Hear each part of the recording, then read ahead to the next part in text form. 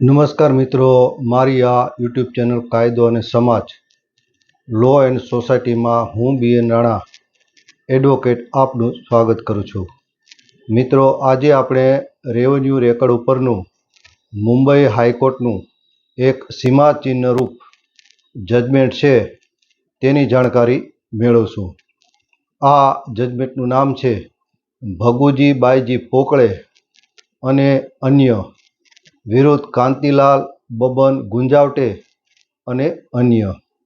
આ જજમેન્ટનો નંબર છે Mumbai high court second appeal number 40/1990.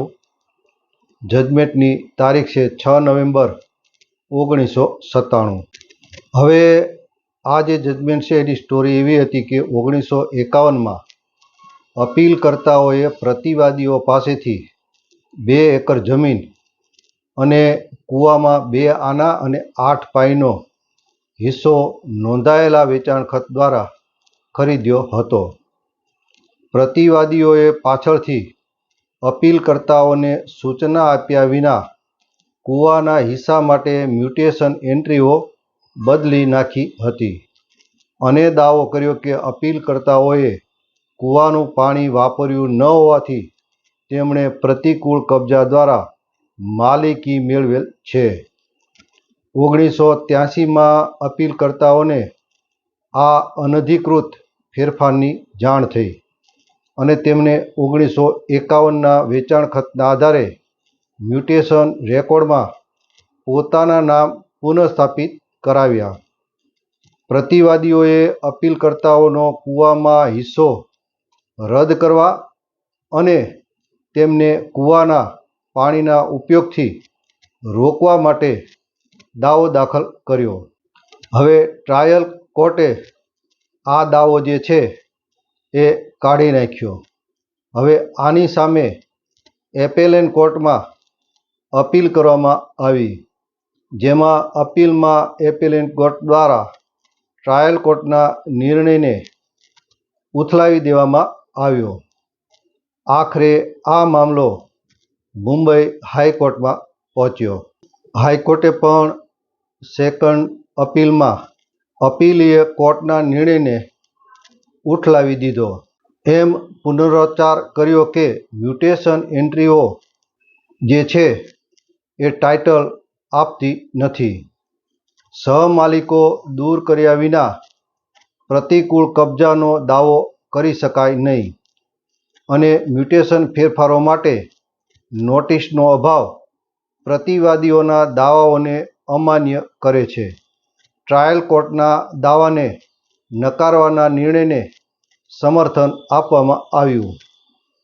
હવે જોઈએ આ જજમેન્ટમાં જે કાયદાના મુદ્દાઓ ચર્ચવામાં આવ્યા અને તેના ઉપર નામદાર હાઈકોર્ટનો શું મત હતો અથવા હાઈકોર્ટે શું કહ્યું તેના વિશે જાણીએ. મુદ્દો નંબર 1, મ્યુટેશન એન્ટ્રીઓ સ્થાવર મિલકતનું ટાઇટલ આપતી નથી. આ જજમેન્ટમાં કોર્ટે સ્પષ્ટ કર્યું કે રેવન્યુ રેકર્ડમાં મ્યુટેશન એન્ટ્રીઓ મુખ્યત્વે રેવન્યુ એકત્ર કરવા જેવા નાણાકીય હેતુઓ માટે હોય છે અને તે સ્થાવર મિલકતનું કાયદેસર ટાઇટલ સ્થાપિત કરતી નથી. મુદ્દો નંબર 2, સહમાલિકો એકબીજા સામે પ્રતિકૂળ કબજાનો દાવો કરી શકે નહીં. કોર્ટે સ્પષ્ટ કર્યું કે મિલકતના સહમાલિકો અથવા સહહિસ્સેદારો અન્ય સહમાલિકો સામે પ્રતિકૂળ કબજા દ્વારા માલિકીનો દાવો કરી શકે નહીં, સિવાય કે તેમના અધિકારોનો સ્પષ્ટ ઇનકાર, બાકાત અને નિયત સમયગાળા માટે બહિષ્કારના પુરાવા હોય.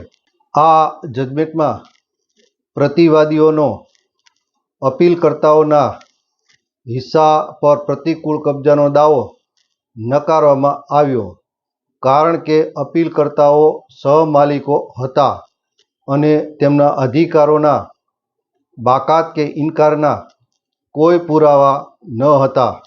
હવે ત્રીજો મુદ્દો જે છે એ અગત્યનો હતો, જેમાં મ્યુટેશન એન્ટ્રીમાં ફેરફાર માટે નોટિસની જરૂરિયાત. કોર્ટે ભારપૂર્વક જણાવ્યું કે પ્રભાવિત પક્ષો ને યોગ્ય નોટિસ આપ્યા વિના મ્યુટેશન એન્ટ્રીઓમાં ફેરફાર કાયદેસર રીતે અમાન્ય છે.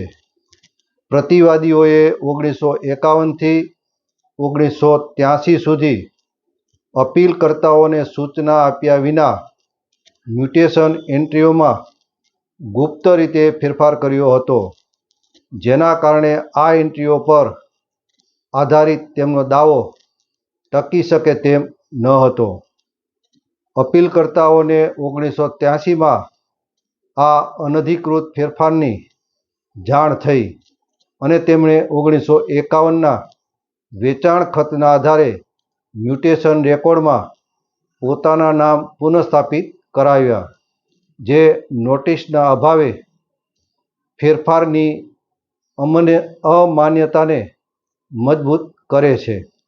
એટલે કે સાદી અને સરળ ભાષામાં સમજીએ તો, જો કોઈ પણ પાર્ટીને નોંધની અંદર ફેરફાર કરવાનો હોય રેવન્યુ રેકર્ડમાં, તો સંદર્ભિત હિત ધરાવતી પાર્ટીને નોટિસની બજવણી કરવી આવશ્યક છે.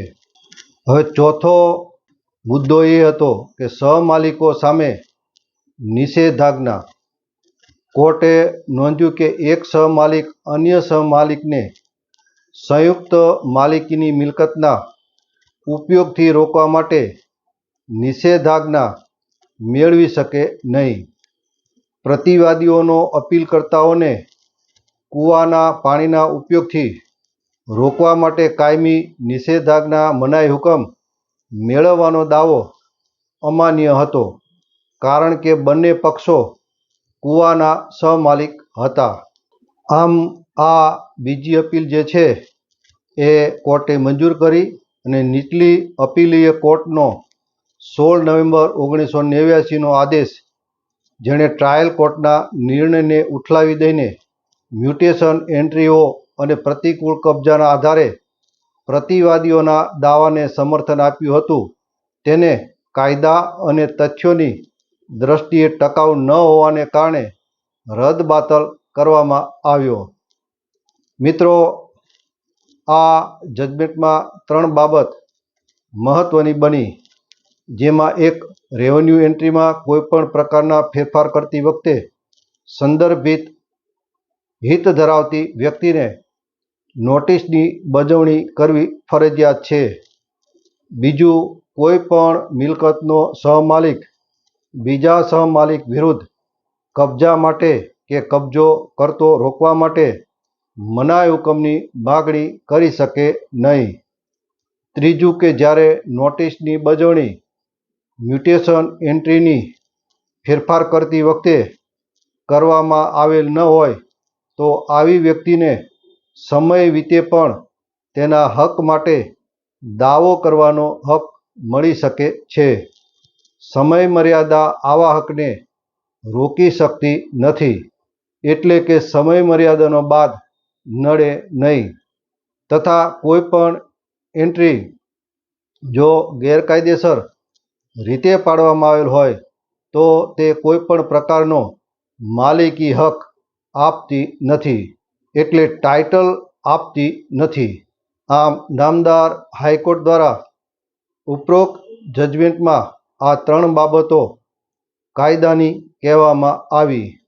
તો મિત્રો, મારો આ વિડીયો આપને ગમ્યો હોય તો આ વિડીયોને લાઈક કરજો, શેર કરજો તથા ચેનલને સબસ્ક્રાઈબ કરવાનું ભૂલતા નહીં. જય હિન્દ, જય ભારત.